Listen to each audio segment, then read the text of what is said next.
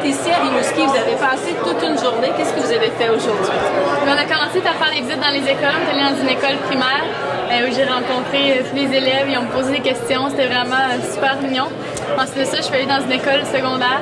Il faut le dire, c'est la semaine de la persévérance scolaire. Donc, c'est un peu dans ce cadre-là que la Chambre de commerce voulait promouvoir la persévérance chez les étudiants. Donc, cet après-midi, on était dans l'école secondaire. C'est un public différent. J'en fais pas souvent dans les écoles. C'est pas évident de savoir comment adapter mon message pour des jeunes, mais c'est tellement mignon. Ils m'ont donné un cadeau, un petit chat, parce que j'aime les chats. Plein de belles pensées. Sinon, ce soir, en soirée, c'était le souper-conférence de la Chambre de commerce.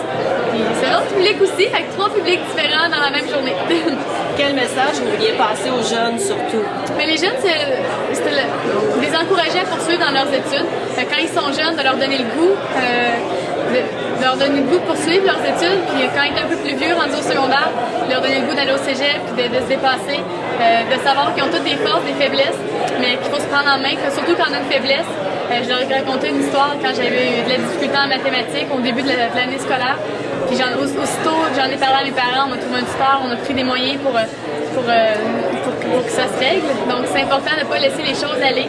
Aussitôt qu'il y a quelque chose qui ne va pas, d'en parler. Puis la communication aussi, c'est super important avec leurs professeurs, parce que souvent les étudiants pensent qu'ils ne sont pas entendus par les profs. Ils pensent que leur parole vaut rien, mais c'est pas vrai. C'est important d'apprendre à communiquer avec ces professeurs-là. Si on a de la difficulté dans une matière, si on a des problèmes de motivation, ils sont là pour nous aider. Fait que je les ai encouragés à partager ça avec leurs professeurs.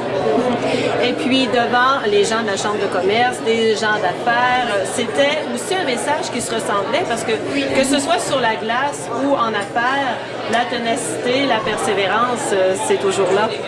Oui, mais c'est sûr que je racontais mon histoire un peu en ordre chronologique, mais en même temps, j'essaie de passer des messages que je trouve importants pour les gens d'affaires, que ce soit le travail d'équipe, la passion, le leadership, que les gens puissent s'identifier à moi à travers certaines anecdotes. C'est un peu comme ça que j'ai amené ça.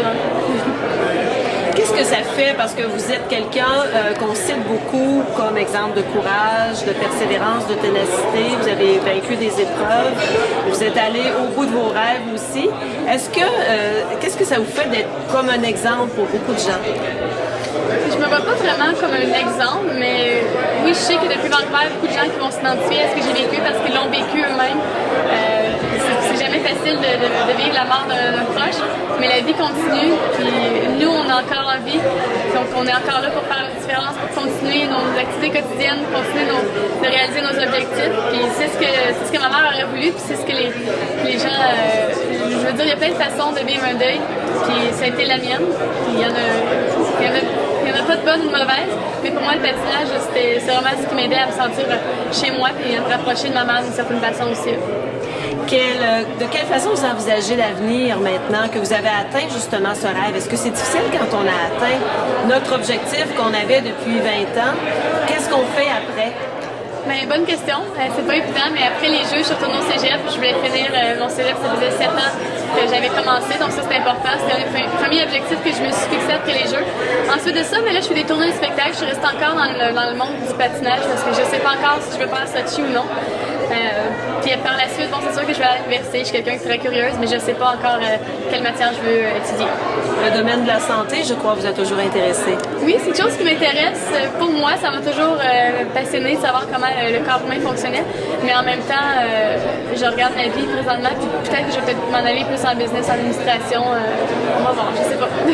OK, ben vous êtes jeune encore.